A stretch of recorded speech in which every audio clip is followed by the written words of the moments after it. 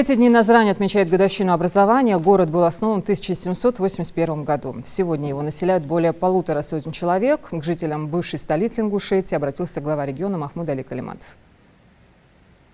Сегодня нашему городу Назрани исполнилось 242 года. Долгое время он был центром притяжения всех ингушей. Мы его всегда называли Нан-Нясри, подразумевая его главную цель в жизни нашего народа. Жители этого города делают его особенным. Здесь живут трудолюбивые, добрые, гостеприимные люди. Последний ветеран Великой Отечественной войны Магомед Медаров тоже живет в Назрани на улице Победы, что является символичным совпадением. И таких достойных, мужественных людей Назрань дала нам много. Город развивается, расширяется его социальная инфраструктура. В дальнейшем здесь будут реализованы новые проекты. Но главной ценностью города всегда будут оставаться его жители. Хочу пожелать им счастья, крепкого здоровья и долгих лет жизни. Пусть Назрань хорошеет с каждым днем, а жизнь становится комфортнее для вас.